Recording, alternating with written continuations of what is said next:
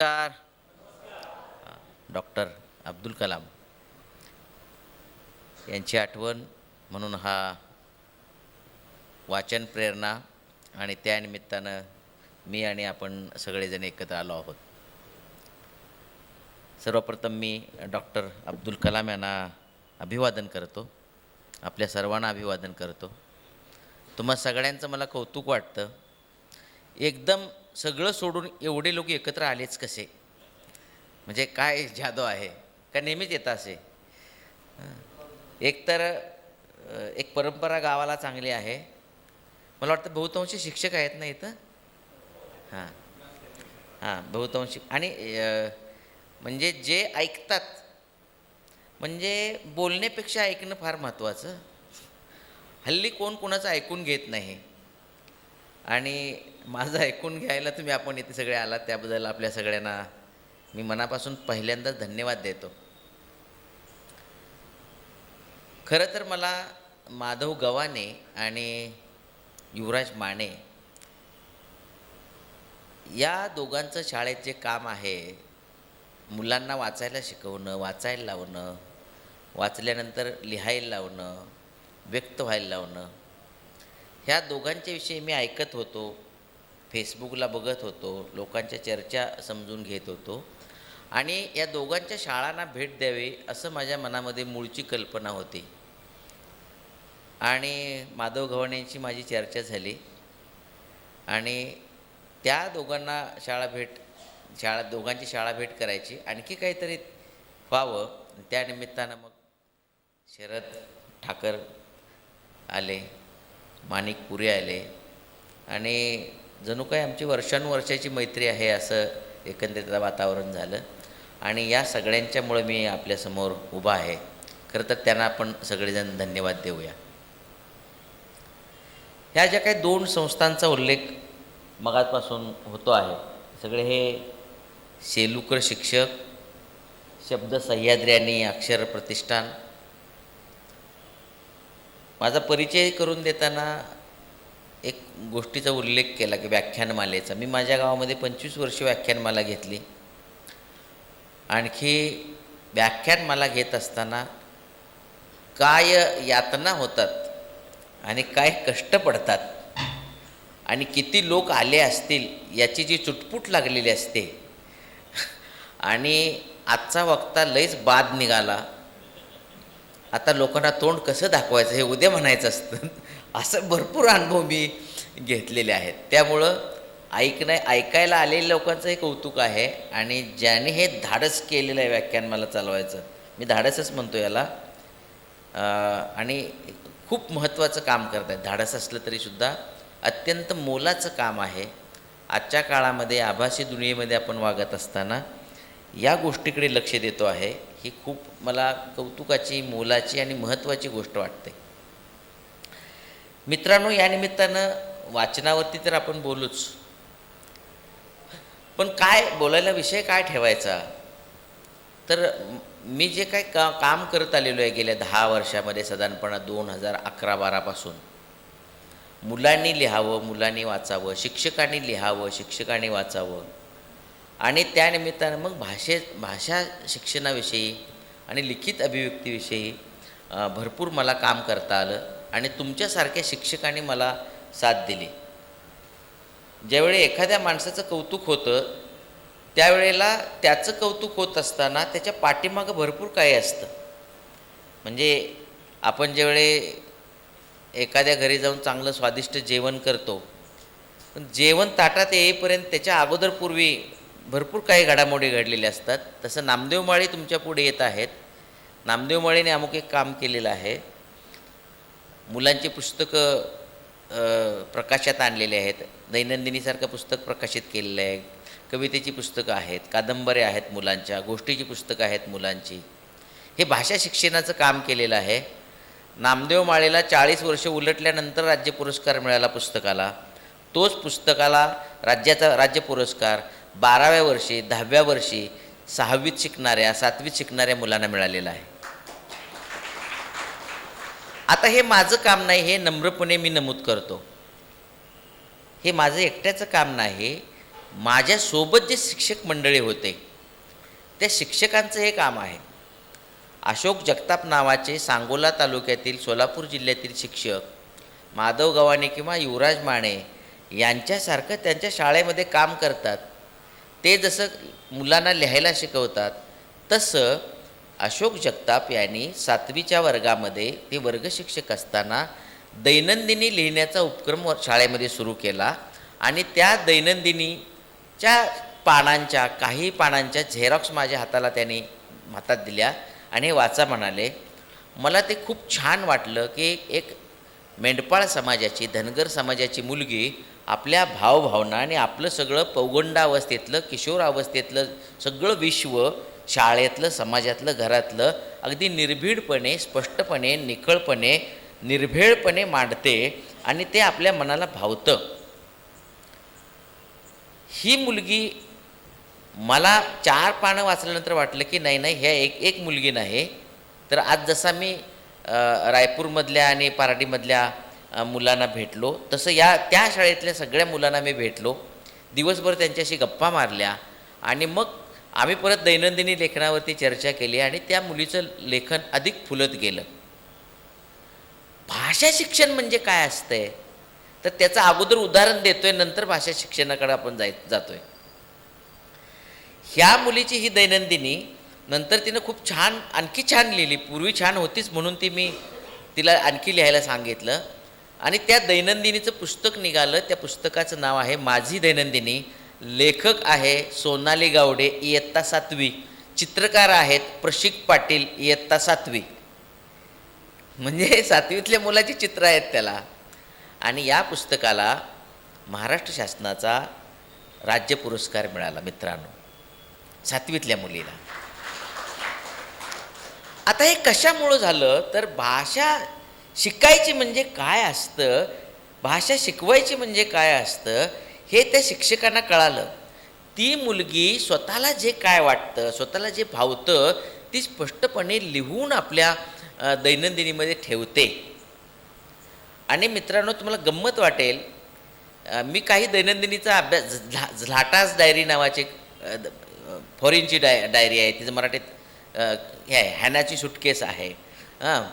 अशा ज्या काही पुस्तकं आहेत, अशा काही परकीय भाषेतील पुस्तकं दैनंदिनी आहेत.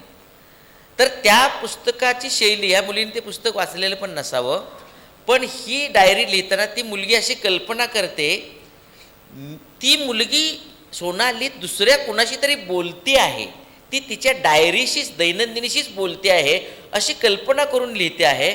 आणि त्या दिवसाच्या दैनंदिनीचा समारोप करताना ती म्हणते गुड बाय गुड नाईट. म्हणजे आपुलाचं संवाद आपुल्याशी.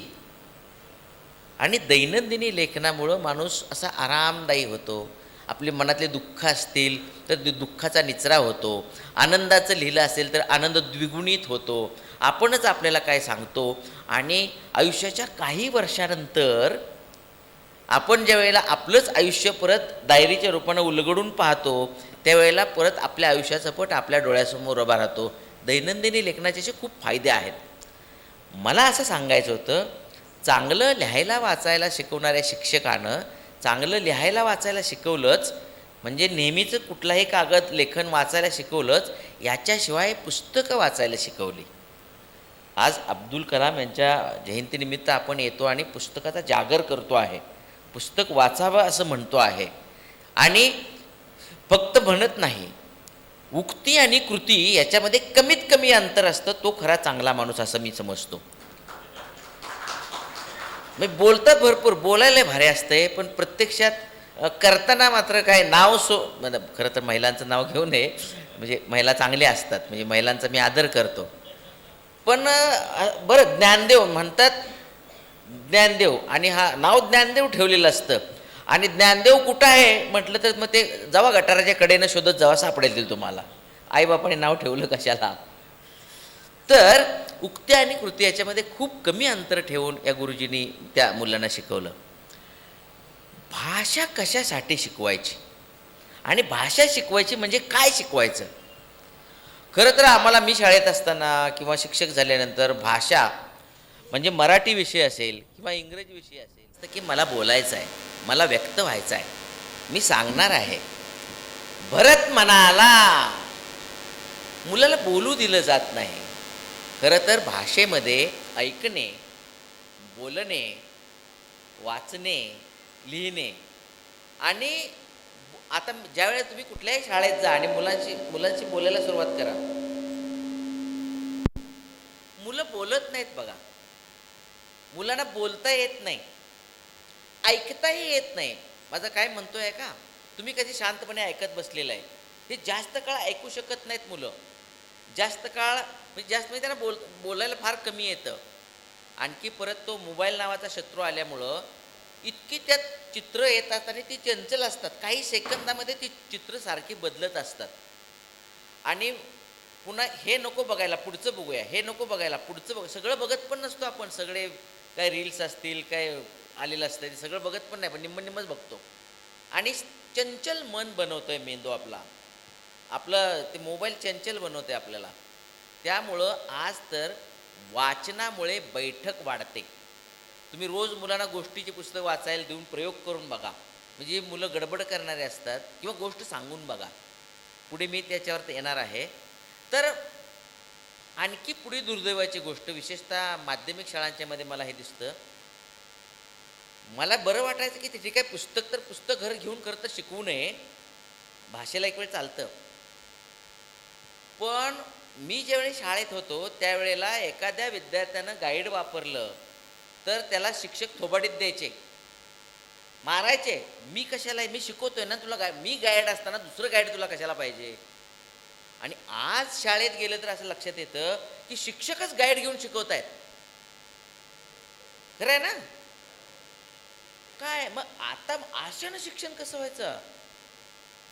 अशानं शिक्षण होऊ शकत नाही. शिक्षकालाच गाईडची आवश्यकता जर असेल, म्हणजे माझा सांगण्याचा मुद्दा असा आहे, भाषा शिकवायची असेल तर तुम्हाला पुस्तक हे तात्पुरतं आहे, हे निमित्त आहे. पुस्तकात काही नमुने दिलेले आहेत तुम्हाला, काही धडे आणि काही कविता. त्याच्याशिवाय मोकळं मोठं विश्व आहे.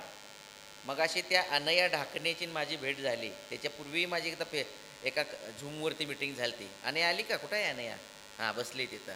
तिने एक कविता छान वाचून दाखवली. म्हणजे झाडावरची कविता होती. आणि याचा होता, एवढी झाडं तोडून कागद तयार करून मग पुस्तक वाचण्यापेक्षा तुम्ही झाडच का वाचत नाही? झाडच का वाचत नाही? भाषा शिकवायची म्हणजे नुसतं लिहायला वाचायला शिकवायचं नाही. भाषा फक्त शब्दात मांडलेली किंवा पुस्तकात लिहिलेली नसते. मुलाला चांगलं ऐकता आलं. ऐकणं ही क्लिष्ट प्रक्रिया आहे पहा. आणि बोलणं पण क्लिष्ट प्रक्रिया आहे. सहजासहजी बोलता येत नाही आहे. म्हणजे मुलाला लहानपणी बोलायला शिकवतो ना, बाबा नुसतं शिकवायला किती वेळा आई वडिलांना बा बा बा बा करावं लागलेलं असतंय. प्रत्येकजण झटत असते, आजी म्हण, आजी म्हणते आजी म्हण, बाबा म्हणतोय बाबा म्हण, आई म्हणते आई म्हण. त्यानं म्हणायचं काय नक्की? अजून मला काहीच येत नाही ना. हे अगदी क्लिष्ट प्रक्रिया असतात. पण आपला मेंदू इतका छान असतो की त्या मेंदूमध्ये एक भाषेचं केंद्रच आहे, भाषा शिकण्याचं. लहान वयात जर तुम्ही मुलांना एकदम 4-5 भाषा शिकवायचं म्हटलं तरी भाषा शिकतात. आज मी मुलीला, माझ्या नातीला मराठी शिकवतो, तिची आई इंग्रजी शिकवते. आणि मोबाईल किंवा टी व्ही, आमच्यात टी व्ही नाहीच आहे. गेले 25 वर्षात माझ्या घरात टी व्ही नाही आहे. पण आजूबाजूची मुलं, त्यामुळे ती हिंदी बोलते. म्हणजे आत्ता 3 वर्षाच्या मुलीची 3 भाषेमध्ये तयारी सुरू आहे, मराठी, हिंदी आणि इंग्रजी. मला युवराज मानेंच्या शाळेमध्ये मुलाने विचारलं, तुम्हाला किती भाषा बोलता येतात? आणि मी हिंदीत, मराठी येतं बोलता, हिंदी थोडं थोडं येतं आणि इंग्रजी जरा जरा येतं असं म्हटल्याबरोबर ती मुलं हसायला लागली मला. म्हणजे माझे 3 वर्षाची नात ती, किंवा तुमचीसुद्धा 3 वर्षाची नात हे करू शकते. कारण का होतं असं? भाषा शिकण्यासाठीचं समृद्ध वातावरण अवतीभोवती लागतं. म्हणून तुम्ही जेवढं मुलांशी बोलाल, मुलांशी खूप बोलायला पाहिजे, आपण बोलायला पाहिजे. मुलात बोलायचं काहीतरी तुम्हाला ॲक्टिव्हिटी घ्याव्या लागतील, ऐकण्याच्या ॲक्टिव्हिटी घ्याव्या लागतील. आणि मग भाषा शिक्षणाकडे, नाहीतर कळत नाही बघा कोण काय बोललं ते. संवाद करता येत नाही आहे. तुम्ही सांगा एकमेकाशी बोला म्हणून, या विषयावर बोला म्हणून, किंवा ऐकून घेण्याची सवय नसते. मग चांगला संवाद हे सुद्धा भाषा शिक्षण आहे. मग तुम्ही काही प्रसंग नाट्य करायला पाहिजे, एक प्रसंग द्यायला पाहिजे मुलांना आणि म्हणायला पाहिजे हा प्रसंग उभा करा, तुम्ही दोघं जा, चर्चा करा आणि न लिहिलेले डायलॉग म्हणून दाखवा. एकदा एक आजीबाई डॉक्टरांच्याकडे गेल्या आणि डॉक्टरला म्हणल्या, डॉक्टर मला कुत्रं चावलंय, इंजेक्शन करा. डॉक्टर म्हटले, कुठं चावलं कुत्रं? आजीबाई म्हटल्या, बोळात चावलं. अहो तसं नाही, तुमच्या अंगाला कुत्रं चावलंय, तुम्हाला कुत्रं चावलंय ना? होय म्हटले, मलाच चावलंय की, म्हणून तर आले म्हटले तुमच्याकडं, लवकर म्हटले इंजेक्शन द्या, औषध द्या म्हटले. डॉक्टर म्हटले, कुठं चावलं कुत्रं? ते म्हटले, बोळातच चावलंय. अहो डॉक्टरला राग आला, मी विचारतोय काय, हिला जखम कुठं झाली बघायचे आणि हे सांगते काय? मग ते चिडतो डॉक्टर, असं काय करताय, तुम्हाला एवढं कळत नाही काय? तुमच्या हाताला पायाला कुठंतरी कुत्रं चावलं असेल ना? मग मलाच चावलं म्हणून तर आले ना. मग कुठं चावलं कुत्रं? मग किती जण सांगायचं डॉक्टर तुम्हाला, बोळातच कुत्रं चावलं म्हणून. म्हणजे डॉक्टर काय म्हणतोय आजीला कळत नाही, आजी काय म्हणते डॉक्टरला कळत नाही. साधा प्रश्न होता. डॉक्टर जर असं म्हणाले होते, आजी चला कुठं कुत्रं चावलंय दाखवा बघू, जखम दाखवा तुमची, प्रश्न बदला हो. आता आजी एक अडाणी आहे, डॉक्टर अडाणी आहेत का? आता भाषेमध्ये गुण मिळतात 98. 10वीचे पोरं तर फार भार आहेत बाबा, त्यांना फार 100% नाही 105% पण गुण मिळतात. हे 5% स्पोर्टचे वगैरे मिळाले तर. पण बोलता येत नाही ना, 4 चौघात बोलता येत नाही आहे. भाषा शिकवायचे म्हणजे हे लिहिणं असेल, वाचणं असेल, किंवा लिहिणं ही शेवटची गोष्ट आहे. लिहिणं ही तशी शेवटची गोष्ट आहे. आता थोडं आपण अभिव्यक्तीकडे येणार आहे. आता लिहिण्याच्या अभिव्यक्तीकडे येऊ. त्याच्या पूर्वी आपल्याला असं बघता येईल की अभिव्यक्ती म्हणजे तर काय आहे, अभिव्यक्ती कशाला म्हणायचं आहे?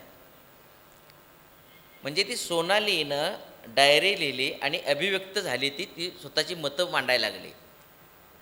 तिच्या घरामध्ये तिच्या भावाला जास्त सवलती दिल्या जात होत्या, तिच्या भावाचे जास्त लाड केले जात होते, म्हणून तिनं डायरीमध्ये लिहिलं आहे की माझ्या घरात माझ्या वडिलांनी, माझ्या आईनं असं का करावं, माझा ते भेदभाव असा का करतात. आता ती उलटून विचारू शकत नाही, पण दैनंदिनीमध्ये लिहू शकते. हे विचारण्याचं बळ आहे किंवा प्रश्न निर्माण करण्याची गोष्ट आहे, ही अभिव्यक्ती आहे त्याची. पूर्वी माणसं सहज अभिव्यक्त व्हायची. पहा आत्ता जेवढे लोक आत्महत्या करतात तेवढे लोक आत्महत्या करत. आता कोण आत्महत्या करत नाही त्याचं नाव सांगा मला. म्हणजे डॉक्टर पण आत्महत्या करतात, ज्या आत्महत्या केल्यानंतर पंचनामा करणारे लोक पण आत्महत्या करतात, विद्यार्थी आत्महत्या करतात, शिक्षक आत्महत्या करतात, शेतकरी तर पूर्वीपासून म्हणजे अलीकडच्या काळात जास्त करतात. का करतात आत्महत्या? बरं आत्महत्या करणाऱ्यांच्या मध्ये स्त्रियांचं प्रमाण जास्त आहे का पुरुषांचं प्रमाण जास्त आहे? काय अंदाज आहे? का बरं? अरे पुरुष तर बलदंड, पुरुषार्थ, पराक्रमी, असा निद्र्या छातीचा मर्द, आणि आत्महत्या कसा करतोय तो? स्त्रिया व्यक्त होतात, रडतील, भांडतील, आदळआपट करतील. पूर्वी तर स्त्रिया काय करायच्या, जात्यावर ओव्या म्हणायच्या, गुणगान गायच्या, माहेरचं गुणगान गायच्या, नंदेला, सासूला, सासऱ्याला ओव्यातून शिव्या द्यायच्या, बरोबर ना? किंवा आपले काही सण, काही फुगड्या, काही लोकपरंपरेमधले काही गीतं गाणी अशी आहेत, म्हणजे पिंगा घालतात, तुझ्या पिंग्यानं मला नाच, काय काय आहे ना ते. मग तुझी सून अशी, तुझी सासू तशी, तुझा दीर असा, तुझा जावा आहे तसा. भांडणं आहेत ना ते त्या लोकगीतांच्या मध्ये.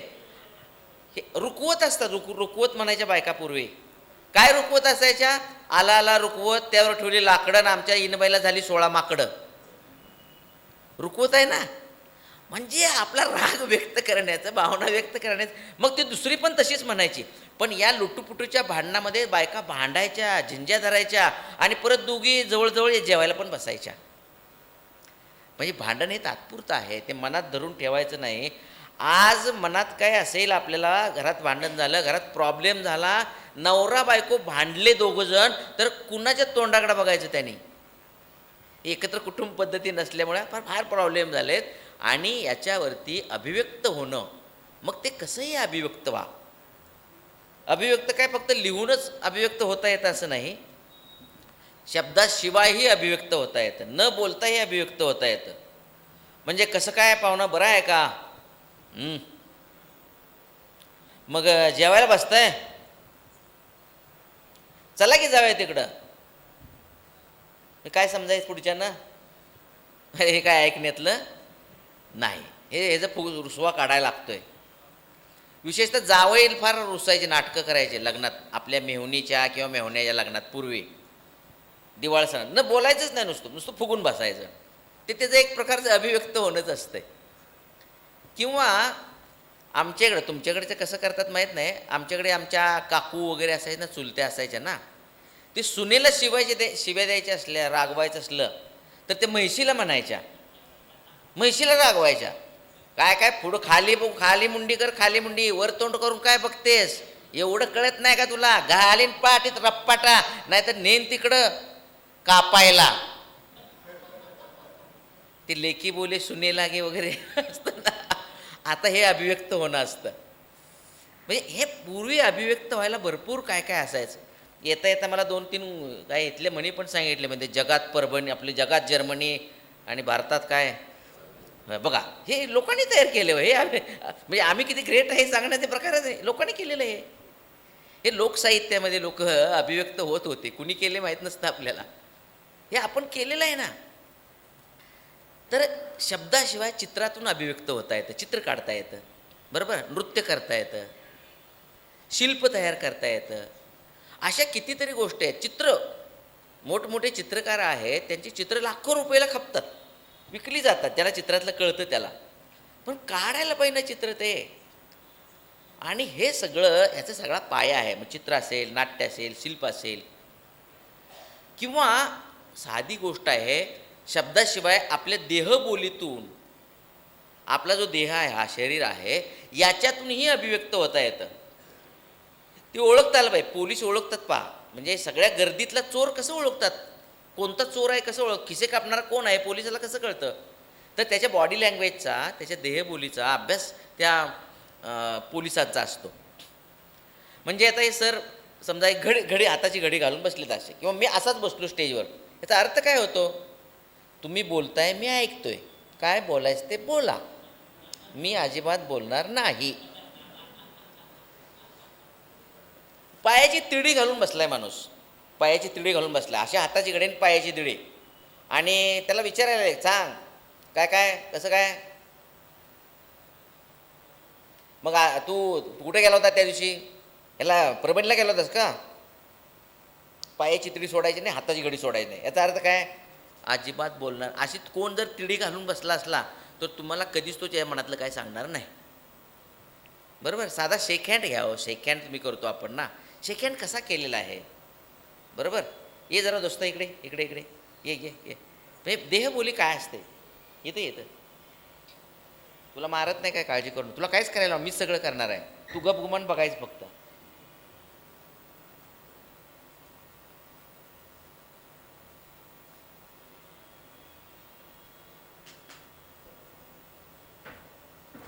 आता मी 2-4 प्रकारे शेक हँडच केला ना, शेक हँड केला ना, पण प्रत्येक शेक हँडचा अर्थ वेगळा होता ना. मी लांबनं शेक हँड केला तर त्यानं शेक हँड करायला हात पुढे केला, मी म्हटलं ठीक आहे जा, तर नुसतं एका हाताने शेक हँड करणं, त्या शेक हँडला दुसरा हात जाऊन मिळवणं, काय अर्थ बदलला त्याचा? काय झालं का? हा बोला. हे पहिलं मी शेक हँड केला, दोस्त आहेस माझा तू, दुसराही हात त्याला जोडला, काय अर्थ झाला? अरे तू माझा जवळ, तू नुसता दोस्त नाही तर खास दोस्त आहेस तो. आणि त्याला आणखी दंडाला हात लावला, अरे दोस्ता छान छान, आणि त्याच्या असं पण पाठीवर हात ठेवला, अर्थ बदलतोय. हे शिकवा ना, हे घरातल्या मुलांना शिकवा. बॉडी लँग्वेज, देह काय बोलतोय आपला, चांगला संवाद करायला शिकवा. चांगलं बोलता येत नाही, चांगले म्हणजे हे भाषेमध्ये भाषा शिकवायचं आहे. म्हणजे काय, इथं लिहिलेलं असतं की येथे थुंकू नये. भाषा शिक्षण म्हणजे काय बघा, तिथं काय झालेलं असतंय, ते थुंकू नये असं कोपऱ्यात लिहिलेलं असतं सरकारी इमारतीमध्ये विशेषतः. तिथं काय केलेलं असते, तिथं बरोबर सगळे रंगरंगोटी केले असते, चित्रकारिता तिथे दाखवलेली असते. आता तेवढ्यानं पण ऐकत नाहीत, म्हणजे लोकांनी काय केलं, मग तिथे देवाचे फोटो लावायला सुरुवात केली. आता तर हे थुंकणार नाही.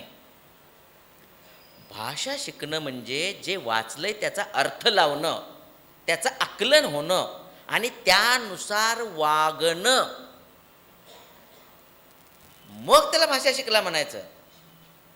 एक चंद्रपूरची आमची शिक्षिका, माझी मैत्रीण आहे, कृतिका बोरगाटे म्हणून. एकदा कलेक्टर दर्जाच्या अधिकाऱ्यांच्या बरोबर एका ट्रेनिंगमध्ये ती गेली होती आणि जेवण झाल्यानंतर तिथं एक बोर्ड लावला होता, येथे ताटं ठेवा, इथे बकेट ठेवले असतात ना, इथे ताटं इथं ठेवावीत, आणि दुसरा एक बोर्ड होता आणि तिथे लिहिलं होतं इथं वाट्या ठेवाव्यात दुसऱ्या बकेटमध्ये, असा बोर्ड होता. एका त्या मोठ्या माणसाला ती म्हणाली, साहेब तुम्हाला मराठी वाचता येत नाही. म्हटलं येतं मला वाचायला, आण वाचून दाखव. नाही नाही, तुम्हाला मराठी वाचताच येत नाही, तू काही मला दे, मी वाचून दाखवतो. म्हटलं इथं काय लिहिलं आहे, ताटं ठेवायत. तिथं काय लिहिलं आहे, वाट्या ठेवायत. तुम्ही वाटी कुठं ठेवली, ताटण वाटी एकाच ठिकाणी ठेवली ना त्यांनी, मग वाचता येते का त्यांना. फुले तोडू नयेत, फुले तोडू नयेत, चपला येथे ठेवाव्यात. दवाखान्यात विशेषतः किंवा असं एक रॅक पण ठेवलेलं असते, चपला येथे ठेवलं, त्या रॅकमध्ये एक पण चप्पल नसते, सगळे बाजूला चपला असतात. हे भाषा शिक्षण आहे. आणि शाळेमध्ये आपण हे कृतीतून आपल्या मुलांच्याकडून करून घेतलं तर हे मुलांचं भाषा शिक्षण होतं. आपण जरा पुढे जाऊ, लिखित अभिव्यक्तीकडे मी नंतर येतो. कविता म्हणायची, कविता गायची आहे, आणि याची कविता आम्हाला लगेच कळाली, आवडली. मग तिला जे काय 1000 शब्दामध्ये सांगता येत नाही, ती एका कवितेची ताकद असते. ती झाडं तोडू नयेत हे तेवढे 4 ओळीमध्ये ते सांगितलं जातं. आता पहिलीच्या मुलांना गोडी लागायची असेल कवितेची, दुसरीच्या मुलांना कवितेची गोडी लागायची असेल, 5वी 6वीच्या मुलांना कवितेची गोडी लावायची असेल, तर तुम्ही शाळेत होता त्यावेळेला तुमचे गुरुजी काय करत होते, कवितेच्या बाबतीमध्ये काय कसे शिकवत होते आणि काय करत होते, काय करत होते सर. तुम्ही शाळेत असताना कवितेचं काय तर केलं तर ना सरांनी, गुरुजींनी तुमच्या काय केलं होतं, तुमच्याकडून काय करून घेत होते ते, हां कविता म्हणून घेत होते, गाऊन घेत होते, आणि हावभावयुक्त गायन असायचं ते. आता आपण सगळे शिक्षक आहे, आता तुम्ही आठवा किती कवितावरती मुलं हावभावयुक्त कृतीयुक्त गायन करतात, आठवा तुम्ही. हे भाषा शिक्षणाचा भाग आहे ना. मी सातारा तालुक्यामध्ये गट शिक्षण अधिकारी खटावला होतो, त्यावेळी मी शिक्षकांच्याबरोबर गप्पा मारायचो, म्हणायचो अरे काय कवितेनं चाली लावा, कवितेनं चाली लावा. चालसुद्धा कुठली लावायची असते, कुठली लावायला पाहिजे. खरं तर पहिलीत गेला तुम्ही ना, पहिलीच्या वर्गामध्ये पूर्वी ती मोरा रे मोरा नावाची कविता होती. मोरा रे मोरा काय तुझा तोरा, ती कशी चाल म्हणायची मुलं, खरी सुंदर चाल आहे. तर ते कुठेही वर्गात गेलं की असा, म्हणजे ते असा अवताराचा आहे, मोरा रे मोरा काय तुझा तोरा रंगीत पिसारा, एक पाय दुमडून पिसारा फुलवून नाच तर खरा. ते असं नाचायचं, शेजाऱ्याच्या 4 पाट्या फोडायचं, त्यावेळी खपराच्या पाट्या होत्या. पण दुसरीकडे चित्र बघा, चांगले शिक्षक माझे एक मित्र होते, आनंद पाटील नावाचे, चंदगड तालुक्यातले, कोल्हापूर जिल्हा. त्यांनी त्याच कवितेला चाल लावली, त्याचं कॅसेटही त्या काळात काढलं त्यांनी. मोरा रे मोरा, मोरा रे मोरा काय तुझा तोरा रंगीत पिसारा डोक्यावर तुरा, बघ वर बघ काळे काळे ढग, बघ वर बघ काळे काळे ढग, एक पाय दुमडून पिसारा फुलवून नाच तर खरा, मोरा रे मोरा, मोरा रे मोरा. दुसरीला कविता होती, कोणाचे ग कोणाचे, आता आहे काय ती होती ना, माहिती आहे ना कोणाचे ग कोणाचे सगळ्यांना, बरोबर. हां, आमच्या गुरुजींना त्या काळामध्ये अल्ताफ राजाचे कॅसेट आलं होतं. कुठलं, अरे काय गुरुजीची आठवण स्मरण शक्ती, वाह, तुम तो ठेरो परदेशी. नाही, चांगली गोष्ट आहे. मला पण आता इथे आहे प्रेमगीत, बरोबर. पण ते गाणं इतकं भारी चालू होते. आमच्या गुरुजींना चाल लावा मी असा गेलो वर्गात की लावल्या का चाले, गेलो वर्गात की लावल्या का चाले, म्हणून दाखवा, गाऊन दाखवा. ते गुरुजींना काय कळे ना, मग त्यांना चाल बसवायची. आता चांगलं यूट्यूब आलं आहे, इतके चांगले फेसबुक आहे, इतके चांगले चाली आपल्याला बघायला मिळतात. त्यावेळी काही साधन नव्हतं, बिचाऱ्या गुरुजींना फार कसरत करावं लागायची. मग जे ऐकलेले चाली असतात ना, त्याच चाली लावणार ना. मग ते अल्ताफ राजा तुम्हाला जसं आठवला तसं त्यांना आठवला, आणि त्यानं चाल, ते प्रेमगीताची चाल कशाला लावली, हे अंगाई गीत आहे ते, कोणाचे ग कोणाचे. आता कशी लागली असेल चाल त्याला. कोणाचे ग कोणाचे लाल गले, काय अर्थ झाला बरं. द्विशिक्षिकी शाळा, 2 खोल्या, 2 शिक्षक, एका खोलीत शिक्षिका, दुसऱ्या खोलीत शिक्षक, हे चौकटीत उभं राहून म्हटले कोणाचे ग. बरोबर, तो भाव यायला पाहिजे ना, तो भाव यायला पाहिजे. अभिव्यक्ती म्हणजे काय, नुसतं आहे ते शब्द वाचायचं आहे काय, आहे ते शब्द नाहीच वाचायचे. पण बघा दुसरे शिक्षक कसं चाल, त्याच कवितेला कशी चाल लावतात.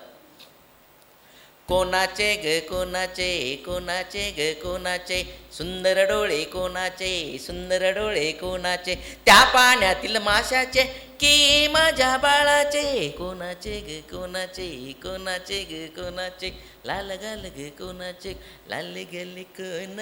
असं नाही.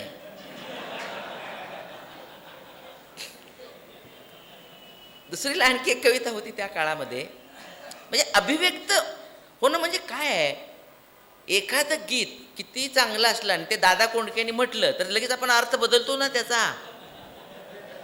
कारण त्यांची सगळी गाणी, संवाद बहुतांशी 2 अर्थ निघणारे आहेत, आणि त्यातल्या त्यात मग गावातल्या तरुणांना, फिरणाऱ्यांना सोयीचा असणारा अर्थ निघणारे आहे, बरोबर. चिमणी आवडते ना, सगळे लहान मुलं बसलीत त्यावेळी चिमणी एक कविता छान होते. उठा उठा चिऊताई होते ना. उठा उठा चिऊताई सारे करे उजाडले, डोळे तरी मिठलेले अजूनही. आता ह्या चिमणीचं इतकं हाल केलं पोराने आणि गुरुजींनी. पहिल्या 3 ओळीत उठा उठा चिऊताई 8 अक्षर आहेत. उठा उठा चिऊताई, डोळे तरी मिटलेले, सारेकडे उजारले, डोळे तरी मिटलेले. शेवटची ओळ अजूनही किती अक्षर आहेत. आता चाल लावायची कशी, मग जमेल तशी. उठा उठा चिऊताई, सारीकडे उजाडले, डोळे तरी मिटलेले.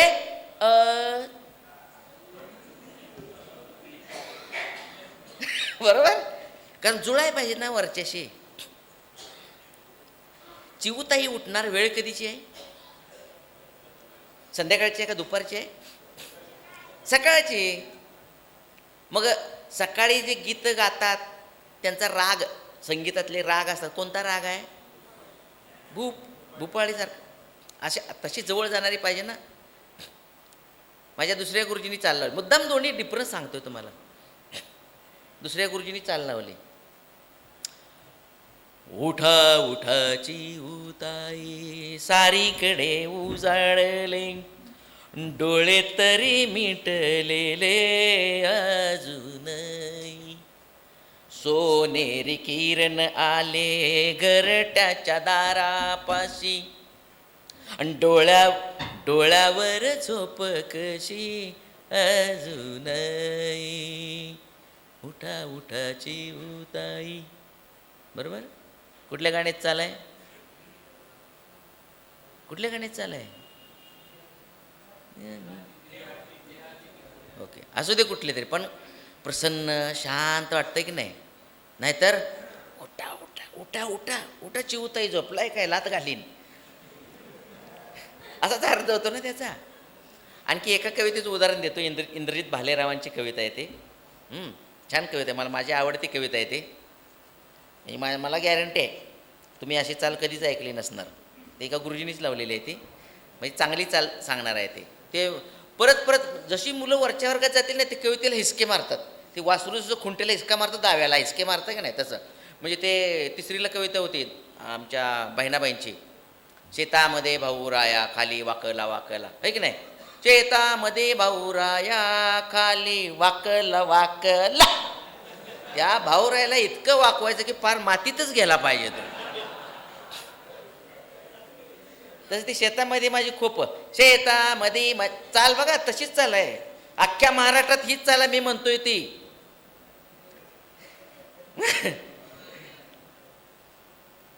बाप काय कशी सुरुवात केली.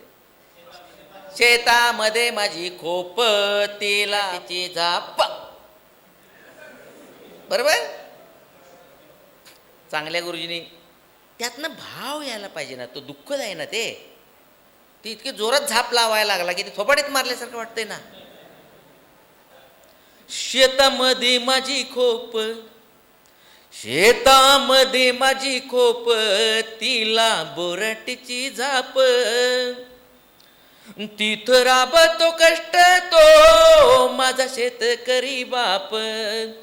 तिथं राबतो कष्ट तो माझा शेतकरी बाप. मधली दोन कडवी सोडून देऊ, शेवटचं कडवं. लेतो अंगावर चिंध्या खातो मिरची भाकर.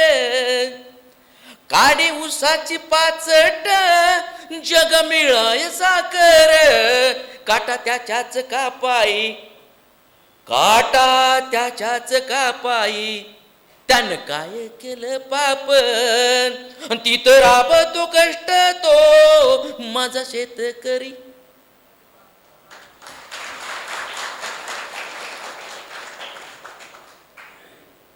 पोचली ना कविता, पोचली कविता. पुढे वाचनाकडे मी येईन त्यावेळेला आणखी काही उदाहरणं देईन तुम्हाला. मित्रांनो असं खूप आहे, म्हणजे जे आपण चुकीचं करतोय ते दोन्ही गोष्टी मी सांगतोय. चित्रकलेस तर किती वाईट केलेलं आहे बघा. आपण चित्रकला शिकवतो शाळेमध्ये. आता तर चित्रकलेला माध्यमिक शाळेत शिक्षकच नाहीत. हां, शिक्षकांच्याकडे किती 56 कला असाव्यात वगैरे असं म्हटलं जातं. त्यातली चित्रकला एक पण शिक्षकांच्याकडे कला असायला पाहिजे. पण चित्रकलेचं खूप इतकं चांगली कला आहे, ती खूप छान कला आहे. म्हणजे पूर्वीची कचिनची भाषा, जपानची भाषा ही चित्रभाषा आहे ना. किंवा पूर्वीच्या लेण्यांच्या मधून पूर्वीचा इतिहास कळतो आपल्याला, पुराणात काय झालं कळतं. ते चित्र कोरून ठेवलेले आहेत ना. ती शिल्पकला, ती एक वेगळीच कला आहे पुन्हा. तर हे मुलांना, हे बघा, काही लोक, काही शिक्षक जाणीवपूर्वक जे काम चांगलं करतात त्यांना काहीतरी वाकडं लावायचं म्हणून. ते वाचायचं कशाला, वाचून काय होणार आहे. कोणतर म्हणणार चित्र कशाला काढायची, चित्र काढून काय होणार, सगळे काय चित्रकार होणार आहेत का. आमच्या एका मित्रानं विचारलं होतं वडिलांना, बाबा बाबा मी तबला शिकू का. बाबा म्हणले कुठं तमाशा जायचं आहे काय, तमाशा काढायचा आहे काय. असं नसतं ना, ती कला आहे. सगळे चित्रकार होणार नाहीत पण एक तर होईल ना, त्याच्यासाठी सगळ्यांना शिकवायचं आहे. कुठं ना कुठं चित्रकला, बरेच चित्रकार नाही होईल तो, पण भूमिती शिकताना चित्रकलेचा उपयोग होईल. इंजिनिअरिंगला गेला तर चित्रकलेचा उपयोग होईल. मंजिरी निमकर नावाच्या शिक्षणतज्ञ, फलटणला त्यांची शाळा आहे. त्या शाळेमध्ये असं शिकवतात त्यांना, मुलांना लिहायला शिकवतात, चित्र काढायला शिकवतात, नवनिर्मिती करायला शिकवतात, अभिव्यक्त व्हायला शिकवतात. त्यांचं एक पुस्तक आहे मुलांच्या लेखनासंदर्भातलं. त्या पुस्तकामध्ये मुलांचे सृजनात्मक लेखन असं पुस्तकाचं नाव आहे. त्या पुस्तकामध्ये ते म्हणतात, त्यांचा एक मुलगा इंजिनियर झाला आणि इंजिनियर झाल्यानंतर तो म्हणतो, मला जी शाळेत असताना तुम्ही सर्जनशील व्हायला शिकवलं, नवीन निर्मिती करायला शिकवली, त्याचा उपयोग मला आता इंजिनियर झाल्यावरती होतोय. आता अर्थार्थी तसा बघितलं तर कुठेच संबंध नसतो, पण माणसाचं व्यक्तिमत्व घडत असताना तुम्ही बोलता कसे. समजा तुम्ही चांगलं बोलायला शिकवलं, चांगले संवाद शिकवले वर्गात मुलांना, शाळेत मुलांना संवाद चांगले शिकवले, आणि मुलाखतीला जायची वेळ आहे, त्यावेळी तुमचा मुलगा तुम्ही जसं शिकवलंय तसाच त्या मुलाखतीला सामोरा जाईल. किंवा कोणाची मुलाखत घ्यायची आहे, शाळेत शिकवले मुलाखत कशी घ्यावी, त्यावेळी तुमचा मुलगा योग्यच प्रश्न, नेटकेच प्रश्न विचारेल. इकडे तिकडे नाही, उत्तर देताना इकडे तिकडे नाही भरकटणार, नेमकं उत्तर देईल, बसताना नेमका बसेल. मी जे वेळेला गटशिक्षणाधिकाऱ्याच्या मुलाखतीला गेलो होतो, फुल तयारी करून गेलो होतो, कुठलाही प्रश्न विचारा, बसतानाच खुर्चीवर बसलो, टेबलवर असे दोन्ही हात ठेवला, विचारा काय विचारायचं ते मुलाखत घेणारे म्हटले अगोदर सरळ बसा. सॉरी सर, सरळ असं म्हणून सरळ बसलो. म्हणले याला एवढं तरी कळतंय, म्हणून मला त्यांनी गटशिक्षणाधिकारी केलं.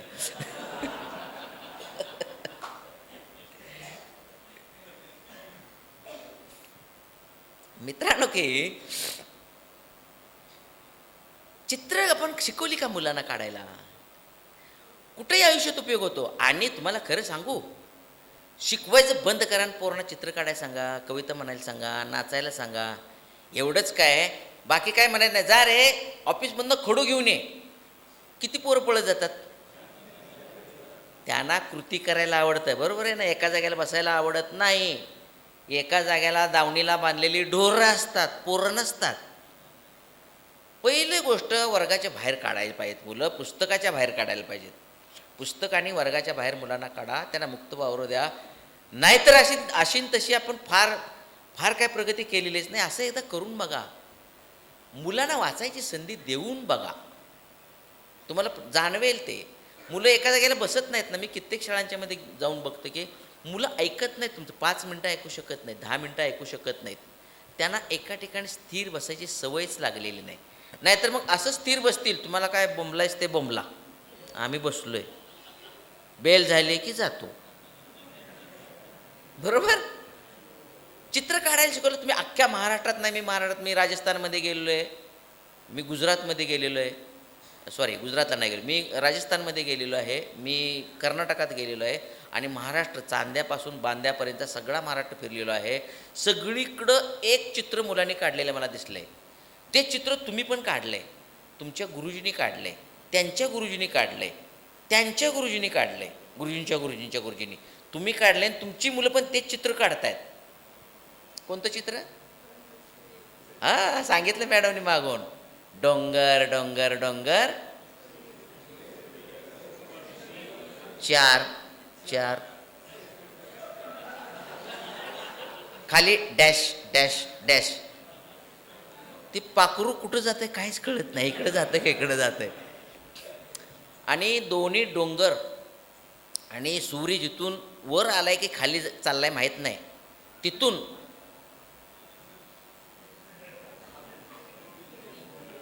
अरे वा. मग तुमच्याच जिल्ह्यात पण हे चित्र काढलं जात आहे. तुम्ही सांगताय, मी न सांगता तुम्ही नुसते खुणेवर ओळखताय. नदीच्या एका बाजूला एक झोपडी असते, बरोबर. झोपडीजवळ आमच्या इकडं 2 नारळाची झाडं असतात. अशी गळ्यात गळा अशी घालतात. म्हणजे आमचे गुरुजीसुद्धा कधी गळ्यात गळा घालत नाहीत, पण त्यांची मुलं नारळाचा गळ्यात गळा घालतात. मी सगळी कोकण किनारपट्टी फिरलो आहे, भारताचा केरळ समुद्र किनारपट्टी पण फिरलो आहे, पण मला अशी झाडं कुठंच दिसली नाहीत. दुसऱ्या बाजूला एक डेरेदार असं वृक्ष असतो, हिरवागार बघा. डोंगराच्या पायथ्याला अशी खाली झावळे आलेली वनस्पती असतात, बरोबर. आणि झोपडीपासून नदीपर्यंत, हां, आणि त्या रस्त्यावरून नदीकडून घराकडे जाणारा एक माणूस दिसतोय, असा असतो ना.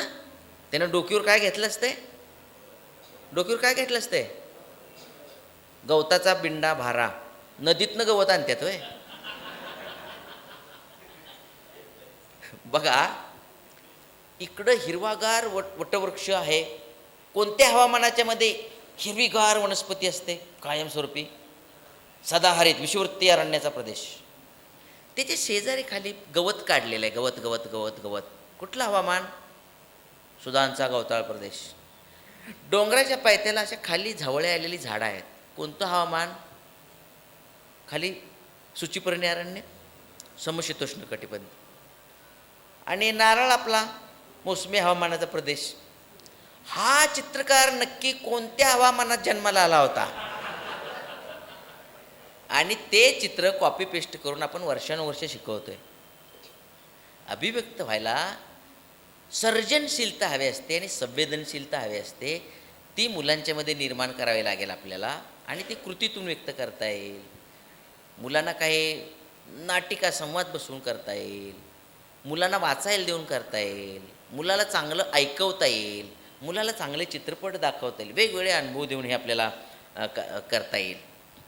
मित्रांनो, की हे एकदा का तुम्हाला अभिव्यक्ती म्हणजे काय कळालं आणि कुठल्या कुठल्या माध्यमातून करता येते. आता आपण लिखित अभिव्यक्ती, अजून याच्या इतर अभिव्यक्तीवरती आपल्या निबंधावर पण बोलता येईल, गोष्टीवर बोलता येईल, खूप बोलता येईल. आपण लिखित अभिव्यक्तीकडे जाऊया. लिखित अभिव्यक्ती म्हणजे लिहून अभिव्यक्त होणं. आता गंमत सांगतो तुम्हाला, पायाभूत चाचणी झाली काय? पायाभूत चाचणी झाली का? पायाभूत चाचणी या जिल्ह्यात नाही झाली? हां, असा 2 वेळा विचारायला लागते. झाली. पायाभूत चाचणीला जे प्रश्न होते, पायाभूत चाचणीला जे प्रश्न होते ते चित्राचं वर्णन करा, या चित्रातली गंमत सांगा, गोष्ट लिहा, प्रसंग लिहा, प्रसंग वर्णन करा, संवाद लिहा, असे प्रश्न होते. असेच प्रश्न आहेत ना? असे प्रश्न आपण परीक्षा घेतो त्यात असतात? नसतात. बरं, आता ही पायाभूत चाचणी झाली, SCRT परत उत्तर चाचणी घेणार आहे नंतर. हे जर उत्तर असतं ह्याला, त्यावेळी हेच प्रश्न विचारणार, त्यावेळेला हेच प्रश्न विचारणार. आता ही पायाभूत चाचणी, उत्तर चाचणी, ह्याच्यामध्ये काय आपण शिकवलं का? ह्या परीक्षेला येते असलं काय? मग गोष्ट लिहायला शिकवली का? कविता लिहायला शिकवली का? संवाद लिहायला शिकवले का? बातमी लिहायला शिकवली का? प्रसंग लिहायला शिकवला का? बरोबर. मला बऱ्याच वेळा प्रश्न पडतो असा, मी एका जिल्ह्यामध्ये वर्कशॉप घेतलं गोष्ट लेखनाचं, जे तुमच्या जिल्ह्यामध्ये उद्या घेणार आहे आपण मुलांसाठी आणि शिक्षकांसाठी. हां, मग तिथं छान गोष्टी लिहिल्या, चांगलं वर्कशॉप झालं आमचं. आणि परत आम्ही ते पुन्हा पुन्हा त्यांच्याकडून ते करून घेणार आहे काम, म्हणजे चांगलं लगेच संपवत नाही ते, परत परत आणखी वर्कशॉप घेणार, आणखी वर्कशॉप घेणार. आणि चांगला लेखक मुलं लिहितील चांगली गोष्ट, शिक्षक चांगली गोष्ट लिहितील, इथपर्यंत न्यायचं आहे. त्या वर्कशॉपनंतर एक गोष्ट, म्हणजे 40 शिक्षक होते, त्यातल्या 12 ते 13 लोकांनीच आजपर्यंत एक गोष्ट लिहिलेली आहे. याचा अर्थ काय? गोष्ट लिहिता येत, किंवा लिहिली असली तरी आम्ही दाखवले. अजून काही लोकांनी लिहिली पण पाठवली नाही असं म्हणू आपण, व्हॉट्सअपला टाकायचं ठरलं होतं. अजून काही लोकांनी लिहिलेली नाही, म्हणजे 50% लोकांनी गोष्ट अजूनही लिहिलेली नाही. याचा अर्थ आपण सर्वसाधारण म्हणू की गोष्ट लिहित नाहीत. म्हणजे आपण इथं जरी बसलेल्या लोकांना विचारलं, इथं बसलेपैकी कोणी कोणी गोष्ट लिहिलेली आहे आजपर्यंत, जन्मल्यापासून आजपर्यंत किती गोष्टी लिहिलेल्या आहेत, तर एक गोष्ट लिहिलेलं एक 4-5 हात वरती होतील, किंवा खरोखरचे लेखक असतील माणिकपुरींसारखे तर ते हात वर करतील, त्यांनी भरपूर गोष्टी लिहिल्या असतील. आपण गोष्टी लिहित नाही. पायाभूत चाचणीचे मुलांचे पेपर तपासले आपण आणि त्यांनी लिहिलेल्या गोष्टीला गुण दिले आपण. जो काय आपली पहिल्यांदा तयारी करायला पाहिजे. मी असं नाही म्हणणार की तुम्हाला कसलेले लेखकाप्रमाणे गोष्ट लिहिता आली पाहिजे, पण गोष्ट म्हणजे काय, गोष्ट नक्की कशाला म्हणतात, चांगल्या गोष्टी कुठल्या आहेत त्या मुलांना वाचून दाखवायला पाहिजेत, त्याचे नमुने त्यांच्यासमोर ठेवायला पाहिजेत. आणि मग आपण थोडाफार तसा प्रयत्न करायला पाहिजे. किंवा मुलाने लिहिलेली गोष्ट, भले आपण नाही गोष्ट लिहिली चालेल एक वेळ, कारण सगळ्यांनाच गोष्टी लिहिता येते, शिक्षकांना पण सगळ्यांनाच गोष्टी लिहिता येते, लिहावेच असं मी हट्ट नाही करणार. आणि ते एखाद्यानं लिहिली नाही मग त्यानं फार मोठा चूक केली असं नाही म्हणणार मी. पण मुलांनी लिहिलेली गोष्ट आपला अभ्यास तर आहे, आपल्या अभ्यासाच्या आधारे दुरुस्त करून आपल्याला ती देता आली पाहिजे, मुलांनी लिहिलेली गोष्ट. नाहीतर आता हा एक भाग वास्तव तुम्हाला सांगितलं. मग याच्यासाठी काय करता येईल? सगळ्यात पहिली गोष्ट असेल तर मी चला लिहूया नावाचं पुस्तक लिहिलेलं आहे. चला लिहूया, मी मुलांना हे कसं लिहायला शिकवायचं शाळेमध्ये, याचं उत्तर त्याच्यामध्ये आहे. या चला लिहूयाला म्हणजे आत्मप्रौढी होईल पण सांगतो तरी पण, गौतम पाटील नावाचा आमचा विद्यार्थी 5वीत असताना, म्हणजे तो 2री 3रीपासून कविता लिहित होता. 5वीत असताना आम्ही त्याचं पुस्तक गौतमच्या कविता नावाचं पुस्तक छापलं आणि तो 6वीत असताना राज्य शासनाचा त्या पुस्तकाला पुरस्कार मिळाला बालवाङ्मयातला कवितेचा. आणि गंमत अशी आहे, त्याला त्या पुस्तकाला आणि मला माझ्या चला लिहू या पुस्तकाला दोघांना एकदम पुरस्कार मिळाला. मग तो 12 वर्षाचा 10च वर्षाचा होता आणि मग कदाचित मी 50शीचा वगैरे असेल त्यावेळेला. म्हणजे किती अंतर दोघांच्या वयामध्ये होतं आणि दोघाला एकाच वेळी पुरस्कार मिळाला. ते पिल्लू होतं 6वीला आणि माझी पारच गेलेली आहेत.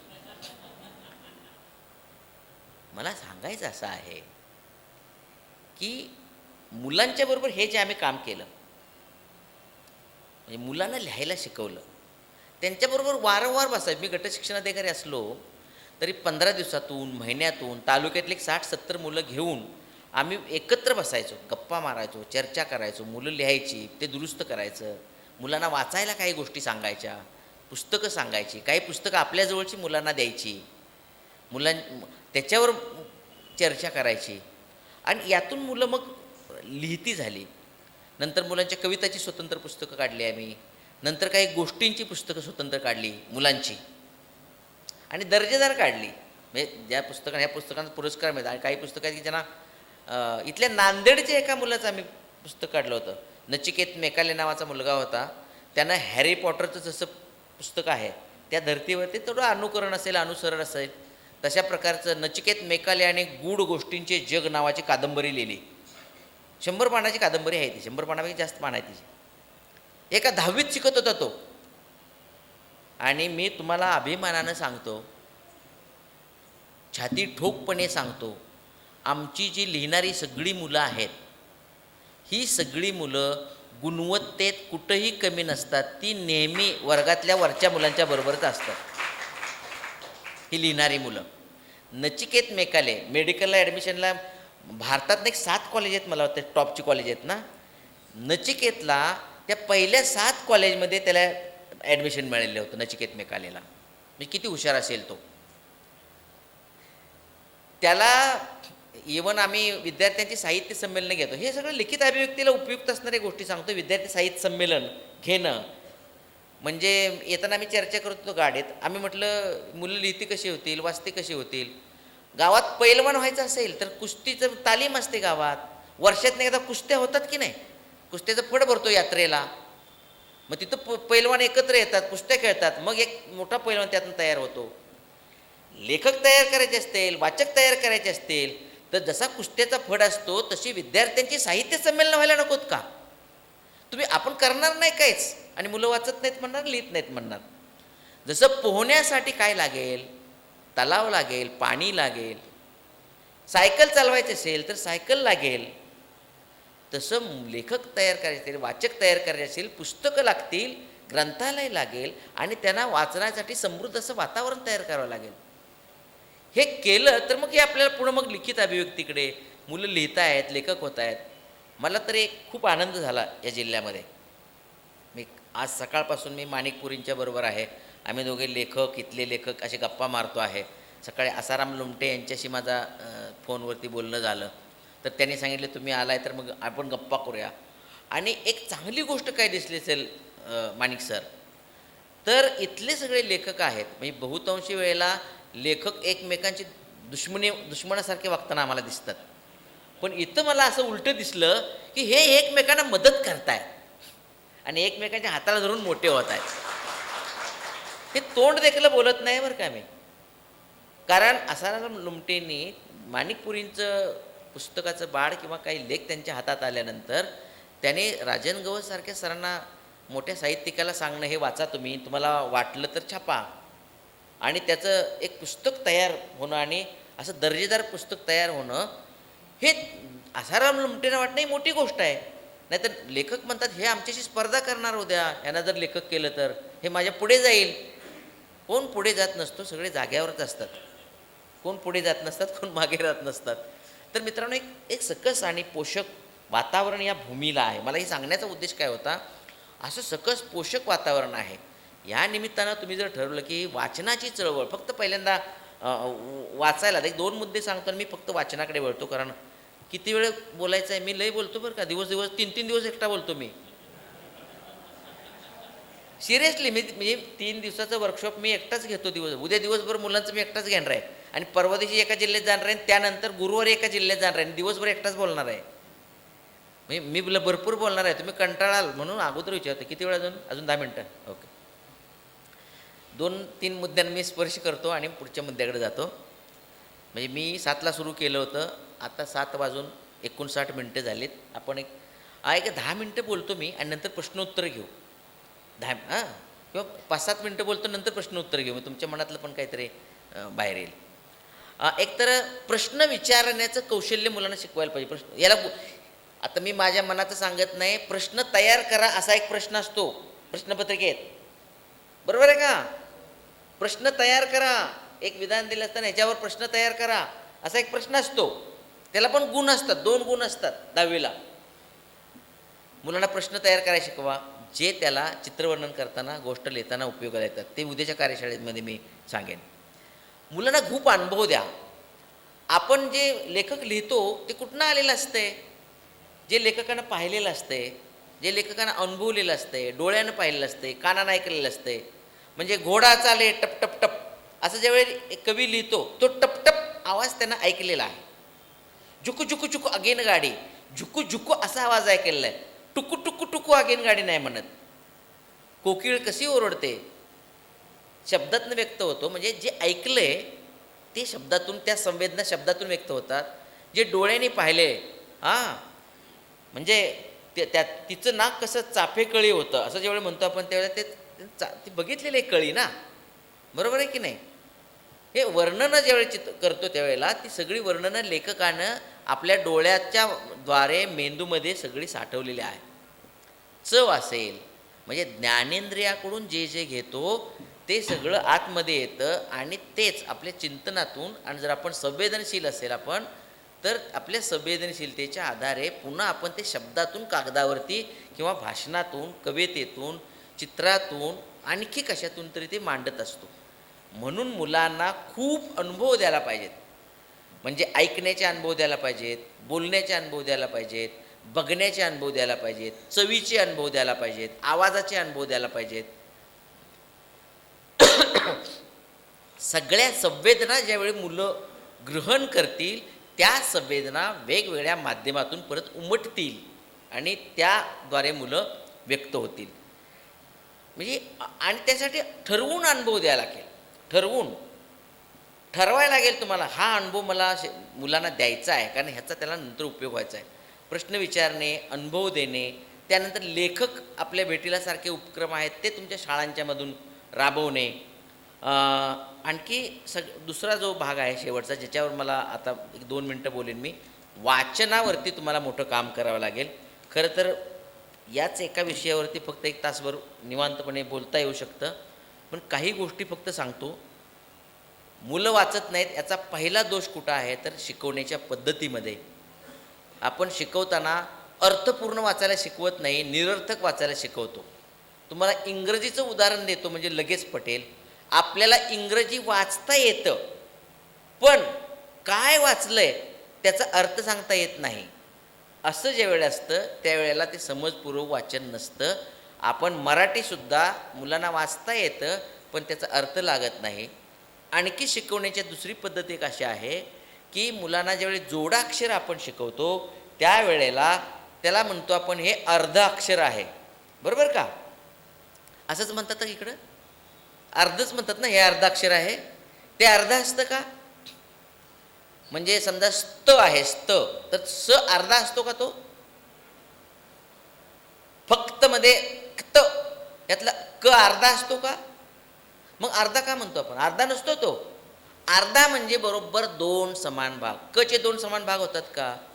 मग मुलांना एका वेळेला आपण शिकवलेलं असतं अर्धा म्हणजे काय दाखवलेलं असतं बरोबर 2 समान भाग, आणि शिकवताना क चे 2 समान भाग झालेले नसतात. हे आपण तसा नाही विचार करत ना मुलाच्या दृष्टीने, मुलाच्या जागेवर जाऊन. आणि तिसरं आहे की अंधवाचन. तुमच्या शाळेत असतं का अंधवाचन? तुम्ही कुणी केले का अंधवाचन? आम्ही केलं म्हणून आमच्या शाळेत होतं. म्हणजे काय? मूल बोट फिरत वाचत असतं. रामा गावाला गेला, त्याच्या आई त्याला म्हणाले तू शाळेत जायला पाहिजेस. रामा गावाला गेल्यानंतर त्याला त्याच्या मामाने याच्याचे केले, आणि त्याला विचारलं गावाला कुठे दाखवूयात.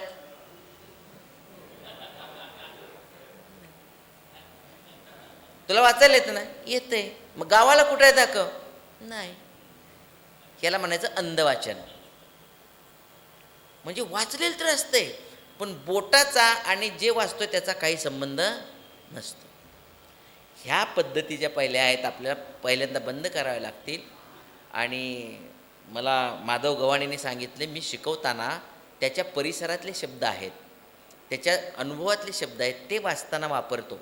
सिल्विया नावाची, टीचर नावाचं तुम्ही पुस्तक वाचलं असेल, त्याच्यामधली जी सिल्विया आहे, ती शिक्षिका आहे, ती मुलांना शिकवताना असं करते, तुला कोणता शब्द पाहिजे? मूल म्हणतं मला वाघ द्या. मग बाई चिठ्ठीवरती वाघ लिहितात आणि वाघ हा शब्द तिला देतात. मूल म्हणतं मला घोडा द्या. बाई घोडा लिहितात आणि देतात. मग त्या मुलं म्हणतात माझ्याकडे वाघ आहे, माझ्याकडे घोडा आहे, माझ्याकडे झाड आहे, माझ्याकडे जंगल आहे, माझ्याकडे कोकिळ आहे, माझ्याकडे एवढे शब्द झाले, माझ्याकडे एवढे शब्द झाले. कारण त्याच्या परिसरातले शब्द असल्यामुळे त्या मुलांनी ग्रहण केल्याने, स्वतःजवळ ठेवल्याने समजले. आता आपण पहिलीला शिकवताना सुद्धा बघा कसं शिकवतोय पहिल्या दिवशी मुलाला, की तुम्ही शिकवता की नाही माहिती नाही, पण ते पहिलीचं मूलभूत वाचनाची पेटी काढा आणि त्यात बघा पुस्तिका एक दिलेलं आहे, त्यात लिहिले, आम्ही पेटी तयार करताना मी होतो त्याच्यामध्ये. तर तिथं आहे पहिल्या दिवशी तुम्ही काय करायचं आहे, मुलांच्या नावाच्या मुलाला दाखवायचं आहे, तुझं नाव काय आहे? गणेश. तुझं नाव काय आहे? आर्या. तुझं नाव काय आहे? निकिता. ही तू निकिता, ही आर्या, हा गणेश. ह्या चिठ्ठ्या बघा तुमची. ते म्हणतो माझं नाव आहे, माझं नाव आहे, माझं नाव आहे. सगळ्या चिठ्ठ्या परत गोळा करायच्या आणि परत चिठ्ठ्या मुलांच्या टाकायच्या. तुमच्या नावाची चिठ्ठी घ्या. घेतात का मुलं? घेतात. कार्ड करतात मुलांची नावाची कार्ड करणे आणि त्यांना सांगायचं तू आलास की हजेरी कशी द्यायची आहे, वर्गात हजेरी द्यायची आहे, ती नाव घेऊन हजेरी द्यायची नाही, तू यायचंच, तुझ्या नावाचं कार्ड आहे ते त्या कल्पफलकावरती, त्या बोर्डवरती लावायचं आहेस. मुलांच्या गळ्यात त्याच्या नावाची पाटी लावायची आहे. म्हणजे शब्द, त्याला अर्थ, म्हणजे आपल्या नावापासून ते वाचायला शिकत आहे. मग वाचनपाठ तयार करताना ज्या शब्द त्याच्या आसपास आहेत असे दिले तर त्याला अर्थ लागतो. तुम्ही डायरेक्ट मुलाला स्ट्रॉबेरी शिकवायला लागलात, पेंग्विन शिकवायला लागलात, जिराफ शिकवायला लागलात, मुलांना त्याला अनुभवतच नाही ना त्याच्या, मग त्याचा अर्थच लागू शकत नाही. वाचताना अर्थ लागायला पाहिजे, मग पुन्हा प्रकट वाचन असेल. जर त्याला अर्थ लागला तर ते लगेच वाचतं घोडा, आणि त्याला अर्थ लागत नसेल ते काय म्हणतं, ग ग ग घ गला काना घा, घ घोर एक मात्रा घे, घा घो घे, घा घे, घो घो घो. मग ते गुरुजींच्याकडे बघतंय, म्हणजे बरोबर आहे ना माझं. ते गुरुजी म्हणतात हां घो घो वाच घो. मग ते म्हणते ड ड ड ड ड ड डा डा डा डा घोडा. आता या घोड्याला घोडा झाला तरी घोडा म्हणता येत नाही. म्हणजे अर्थ कसं, अर्थ त्याला जर अर्थ लागला असता तर लगेच घोडा म्हटला असता तो. म्हणजे इथं जे अडखळत शिकणे आहेत, अडखळत मूल कशामुळं वाचतंय, तर त्याला आपण अर्थपूर्ण आकलनासह समजपूर्वक वाचायला शिकवत नाही, आणि इथंच त्याची वाचनाची नावड निर्माण होते, वाचू वाटत नाही. त्यामुळं पुन्हा ते गोष्टी वाचत नाही, काहीच वाचत नाही. आणि जगलं वाचलं तर शाळेला परत ते डोनेशन देत आहे, कारण तेच परत वाळू माफिया होत आहे ना. ही सगळी नापास झालेली पोरं असतात, ते वाळूचं धंदा करतात, लय पैसे कमवतात ते, आणि आपण त्यांच्यावर पावती पुस्तक घेऊन जातो शाळेला, काय तर द्या की. शाळेचे माझे विद्यार्थी आहे तुम्ही, ते म्हणते सर घो घो घो घो. विनोदाचा भाग सोडून देऊ आपण मित्रांनो. तर अर्थपूर्ण असं, म्हणजे वाचनाच्या शिकवण्याच्या पद्धतीमध्ये दोष आहे. एक तर प्रकट वाचन, मूक वाचनावरती पुढं खूप बोलता येईल, नंतर तर फक्त एवढ्याच विषयावर बोलू. फक्त शाळेमध्ये एकच करा, वाचन समृद्ध वातावरण तयार करा. वाचन समृद्ध वातावरणामध्ये शिक्षक समृद्ध असायला पाहिजे, त्याला 4 गोष्टी आल्या पाहिजेत, त्यानं गोष्टी सांगितल्या पाहिजेत, गोष्टी वाचल्या पाहिजेत, गोष्टीचं अभिवाचन करता आलं पाहिजे, प्रकट वाचन करता आलं पाहिजे, आरोह अवरोह समजून वाचन करता आलं पाहिजे. भरपूर गोष्टी आपल्याकडं पाहिजेत. गोष्टी अगोदर ऐकायला, गोष्टीची ऐकण्याची आवड निर्माण होते. मग तीच गोष्ट वाचताना मुलगा म्हणजे अरे हे मला गुरुजींनी गोष्ट सांगितली होती, सोपी आहे गोष्ट ही, अर्थ लागेल त्यावेळी त्याला परिचित गोष्ट वाचताना. मग त्याला गोष्ट सांगायला सांगा. गोष्ट ऐकणे, वाचणे याच्यासाठी भरपूर काम केलं तुम्ही, आणि एकदा गोष्ट वाचनाची आवड निर्माण झाली तर मग पुस्तक वाचनाची आवड निर्माण होऊ शकते. असा प्रवास आपल्याला करता येईल. आता मला काय माहीत नाही परभणीतली 2 तर शाळा बघितल्यात मी, आणखी कुठं कुठं करतायत शिक्षक असं ऐकलं आहे. पण मी ज्यावेळी गट शिक्षणाधिकारी एका तालुक्यामध्ये होतो त्यावेळी मला एक खोड होती, वाईट खोड होती. जायचं आणि कपाटाची कुलपं काढायची, जी वर्षानुवर्ष काढली जात नाहीत. कारण ते मुख्याध्यापक म्हणत असतात माझं आता 1च वर्ष राहिलं आहे आणि जसा चार्ज आला तसाच तो मग ते म्हणून मग त्या तालुक्यामध्ये सरकारनं भरपूर पुस्तकं दिली होती. त्या म्हणजे 20 वर्षापूर्वी 2004ची गोष्ट आहे, 2003 साधारण 20 वर्षापूर्वीची. त्यावेळी महात्मा फुले, डॉक्टर बाबासाहेब आंबेडकर, यशवंतराव चव्हाण, क्रांतिशिव नाना पाटील यांचे चरित्रग्रंथ मोठे होते. आणि मला ते कपाटात बंदिस्त सगळी पुस्तकं होती. मला खोड होती की कपाटाचं कुलूप काढायलाच लावायचं. आणि आपलं दुर्दैव असं असतं की ते किल्ली शक्यतो सापडत नसते, अशा कुलपाची आपल्याला सापडतच ते. आणि एक किल्ली कधी सापडत नाही, अख्खा जुडगा सापडतो आणि तो गंजलेला असतो. आणि सगळ्या कुलपाला लागतात, पण आपल्या हव्या त्या कुलपाला हवी ती किल्ली कधीच लागत नाही. बरोबर नाही, काय माहिती नाही. पण मग म्हणून मला ते कुलपं फोडायची सवय होती. म्हणजे फक्त शाळेतल्या पुस्तकाच्या वगैरे कपाटाची नाही म्हणणार, हे म्हणणार ते आमच्या ठाकर सरांना म्हणणार कुलपं फोडणार आमच्या आपल्याला कशाला आणलाय. तर ज्यावेळी कुलूप फोडलं जायचं त्यावेळेला ते आतमध्ये असे दाटीवाटीनं सगळी पुस्तकं असायची. दरवाजा उघडला की पहिल्यांदा कोणीतरी नाना पाटील पडणार, त्यानंतर त्यांच्या अंगावर महात्मा गांधी पडणार, त्यांच्या अंगावर महात्मा फुले, आणि सगळे असे पडले ना. ते एकमेकाच्या अंगावर पडले, त्यांना अजिबात दुःख नसायचं. ते म्हणायचं आम्ही पडलो तर मला श्वास घ्यायला मिळतोय, पुस्तकं मुक्त झाली, पुस्तकांना श्वास घेता आला. मी माझ्या नातीला, आमच्या घरात वाचन समृद्ध वातावरण आहे. माझी मुलं ज्या वेळेला लहान होते त्यावेळेला मी त्यांना वाचायला शिकवू शकलो नाही. म्हणजे ते वाचतात पण आवड निर्माण करू शकलो नाही. मोठ्या प्रमाणामध्ये आवड निर्माण झाली नाही त्यांच्या मनामध्ये. कारण माझं वाचन, माझ्या घरात पुस्तकं होती, भरपूर पुस्तकं होती, पण त्यांना वाचायला कसं शिकवायचं मला कळत नव्हतं. पण मला आत्ता कळतं आहे. मी माझ्या नातीला गोष्टी सांगतो, तिच्या दृष्टीने आता मी वाचन समृद्ध झालेलो आहे. मग तिला एक गोष्ट वाचून दाखवली. शेवटची गोष्ट तुम्हाला पण आली पाहिजे. मला गोष्टी सांगता येतात मुलांना, मी गोष्टी सांगू शकतो. एक गोष्ट सांगतो, वाचनाशी संबंधितच गोष्ट आहे, आणि मग आपण याचा समारोप करू. 3 मिनिटाची गोष्ट आहे, फक्त 3 मिनिटाची. दरवाजा बंद आहे घराचा, बरं का, इवा, तिचं नाव काय आहे, इवा. आणि पुस्तक आहे, पुस्तकाचं चित्र समोर धरलं आहे, गोष्टीचं नाव सांगितलं आहे तिला. पुढचं पान उघडलं तर दरवाजा बंद आहे आणि घरातून आवाज येत आहे. अरे कोण बरं घोरतंय? हा कशाचा आवाज होता? कोण बरं घोरतंय आतमध्ये? कोण बरं झोपलंय आतमध्ये? फुलपाखरू म्हणाला, थांबा मी बघतो. फुलपाखरू फटीतून आत बघतं, त्याला कोणी दिसत नाही. परत आवाज येतो, कोण बरं झोपलंय आतमध्ये? चिमणी म्हणते, थांबा मी बघते कोण झोपलंय आतमध्ये. मग चिमणी खिडकीतून बघते, कोण बरं झोपलंय आतमध्ये? तिला कोणीच दिसत नाही. पुन्हा आवाज येतो. माकड म्हणतं, थांबा मी दरवाजाच्या फटीतून बघतो, कोण बरं झोपलंय आतमध्ये? ते फटीतून बघतो पण कोणही दिसत नाही आतमध्ये. पुन्हा आतून आवाज येतो.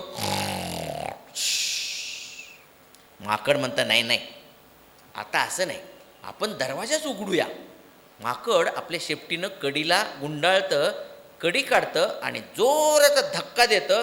धाडकन दरवाजा उघडतो. माकड खाली पडतं आणि त्यांच्या अंगावर पटापटा पुस्तकं पडतात.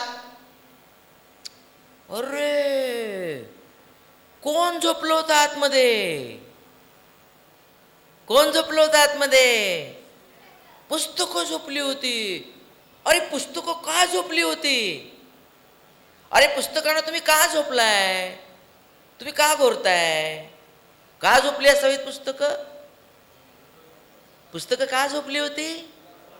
त्यांना आम्हाला कोणी वाचतच नाही ना, म्हणून आम्ही झोपलोय. कोण बरे वाचणार पुस्तकं? तिथं बेडूक पण होता बरं का. बेडूक म्हणाला, मी वाचणार पुस्तकं. त्यानं टुनकन उडी मारली, मी वाचणार पुस्तकं. चिमणीकडे बघितलं, म्हटलं कोण वाचणार पुस्तकं? चिमणी म्हणाली, चिवचू चिवचू, मी वाचणार पुस्तकं. माकडाला विचारलं, रे माकडा, कोण वाचणार पुस्तकं? हुप हुप, मी वाचणार पुस्तकं.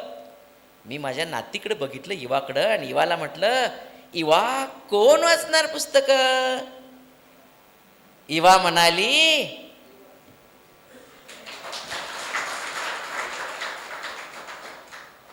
वाचन समृद्ध वातावरण. किती साधी गोष्ट होती, सांगितली कशी तुम्ही. गोष्ट सांगायला शिकूया. शिक्षकांच्याकडे किती कला असतात माहिती नाही मला, पण गोष्ट सांगण्याची कला, कविता गायनाची कला, थोडीशी चित्रकला, मित्रांनो एकमेकांच्या मदतीनं करूया. मला तुम्हा सर्वांचं खूप कौतुक वाटलं की तुम्ही इतका वेळ सगळे शांतपणे बसलात. मग सगळ्यांना मी धन्यवाद देतो. आणि मला इथं बोलावलं, ऐकून घेतलं, माझा सन्मान केलात, तर सर्वांचे आभार मानतो आणि थांबतो. नमस्कार. आर्यन आसाराम गाडेकर. मी रायपूर या गावचा आहे. मी जेव्हा सरांचं एका कोंबड्याचे अभिव्यक्ती स्वातंत्र्य हे पुस्तक वाचलं, तेव्हा मला एक प्रश्न पडला. तो प्रश्न, त्यात एक कोंबडा होता, त्या कोंबड्याचे नाव गबरूच का?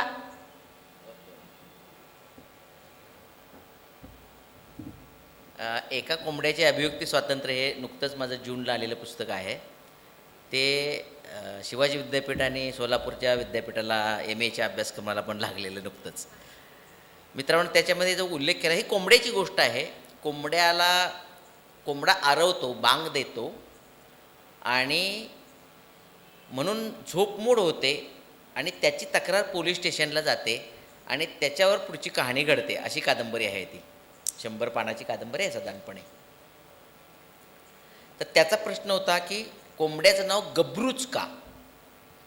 गबरू याचा अर्थ काय तुम्हाला कोण सांगेल काय? गबरू कुणाला म्हणतात? गबरू, हां, जाड आहे, हां जाड आहे, बरं गबरू. आणखी काय?